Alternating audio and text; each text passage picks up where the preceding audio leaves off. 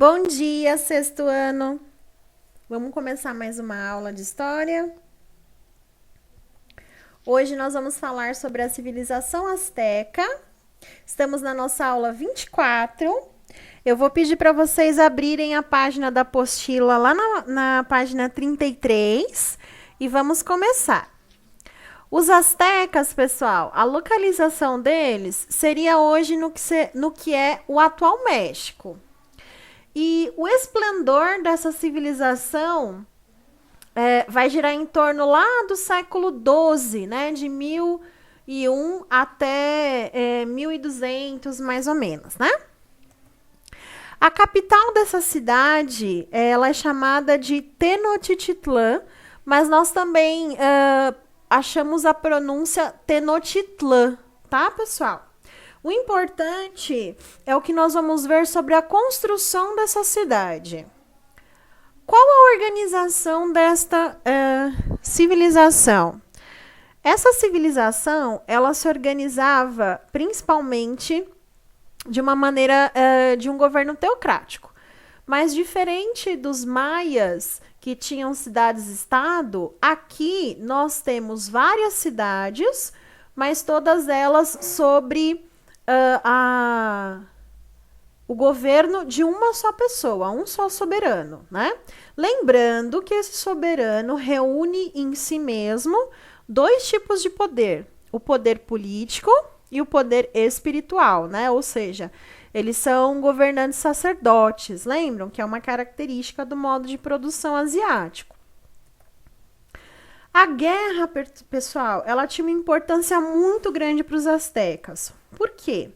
Era da guerra que eles conseguiam os famosos escravos, e esses escravos muitas vezes vão ser utilizados para sacrifício humano, né? Já que na visão dos astecas, pessoal, o sacrifício humano desses prisioneiros de guerra, eles eram feitos para manter a harmonia aí do universo, de acordo com as ideias astecas. É claro, né? A gente não pode julgar essa questão, porque é uma característica cultural, pessoal, tá? Então, a gente pode aí tentar compreender, mas a gente não pode aí estar julgando, né? Isso fazia parte das crenças religiosas dos astecas. Também era através das guerras que eles conseguiam os famosos tributos e as terras cada vez mais férteis, né? Eles iam cada vez aumentando aí o império e anexando as terras conquistadas às suas terras produtivas. Então, vocês podem ver, a guerra era de suma importância, né? Não só na questão religiosa, mas também na questão econômica e administrativa. Eu vou deixar aqui para vocês, pessoal, um mapinha, ó, onde a gente pode perceber que os astecas, eles faziam fronteira, né, ó, com os maias, né? Aqui nós temos, ó, várias cidades, vocês estão vendo, ó, Taclopan, Texcoco, e a principal, que é a capital, Tenochtitlan, que fica aqui, como vocês podem ver, onde hoje é a atual cidade do México, né? Esse território aqui depois vai se tornar o México. Vai ter uma variação de fronteira, claro, né? Mas hoje seria o atual México. Outra característica importante, pessoal, é a religião. A religião asteca era como grande parte das civilizações modernas da América, politeísta, né? Acreditava em vários deuses. Mas existe uma peculiaridade, pessoal. Existe uma característica extremamente importante. O panteão de deuses astecas, eles eram organizados de uma maneira hierárquica. O que significa isso, pessoal? Em ordem de importância. Então, nós vamos ver que existem deuses que, na maneira de pensar religião dos astecas, eles eram de maior importância e vai haver deuses de menor importância, tá? Lembrando que essa religião também está ligada à natureza. Outra característica bacana é que cada deus possui a sua própria oração. Então, os deuses, por exemplo, o deus do sol e o deus da noite, ou então deus da lua, ou deus do dia, cada um deles tem uma oração, tá? E também cada um deles vai ter um templo, uma construção específica.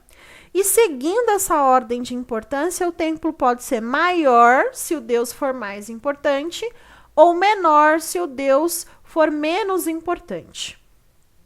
Aqui eu estou deixando, pessoal, uma figura que ela está sendo citada aí na apostila, também na página 33, que é o deus asteca do nascer do sol. Eu estou deixando aqui a figura para vocês darem uma olhadinha numa outra característica bacana, que os deuses astecas das civilizações da Mesoamérica, né? Maias, incas e astecas, eles tinham características humanas, mas tinham vestimentas que lembravam animais. Então, vocês podem ver aqui o deus do nascer do sol. Ele tem mãos, tem braços, pernas, pés, mas a vestimenta dele, olha lá, ela tem plumas, né?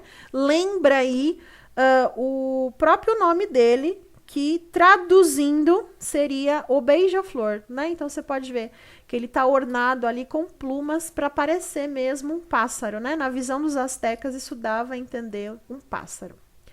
Economia, pessoal, como que era organizada a economia dos astecas?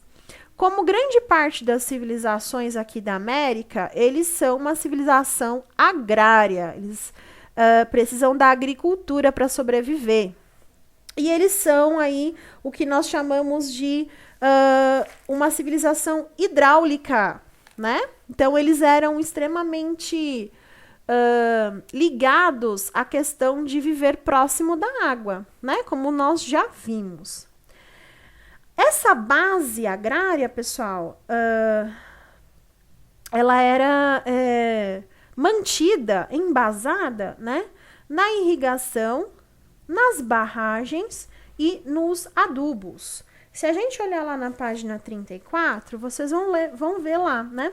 Que a base da economia asteca é agrária, como eu estou explicando para vocês. E eles se destacam justamente pela criação dessas técnicas eficientes, né? Como a irrigação de solos secos, drenagem de territórios, né? Construção de barragem, eles usam adubo, né?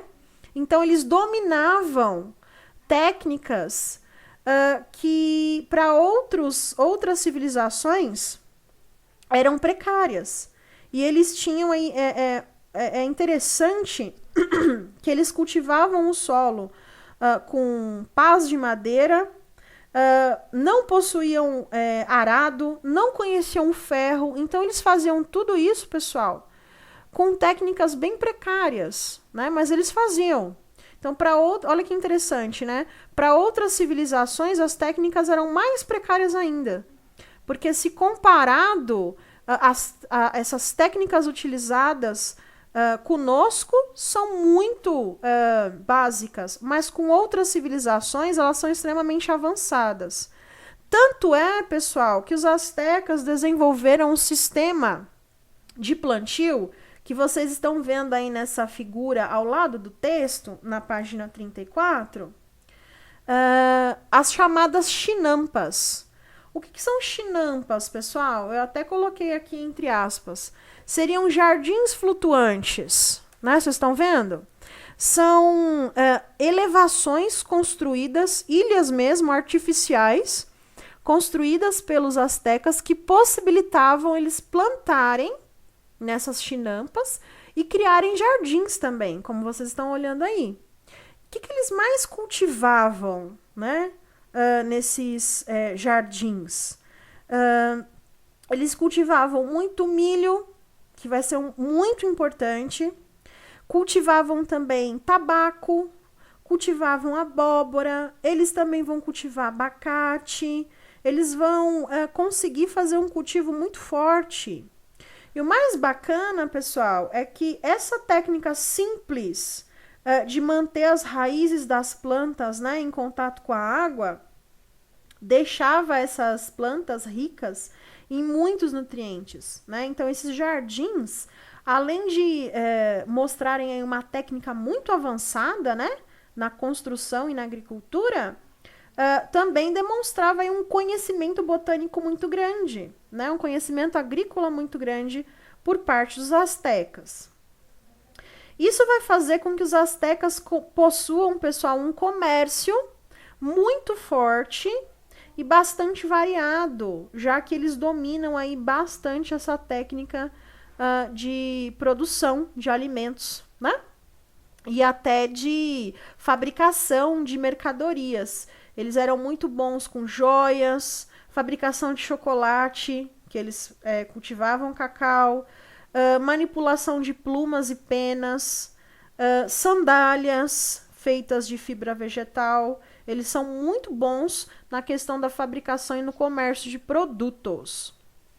Aqui, pessoal, eu estou deixando um exemplo da escrita, perdão, da escrita asteca. Por quê, pessoal? Porque agora a gente vai falar dos conhecimentos que os astecas deixaram para nós.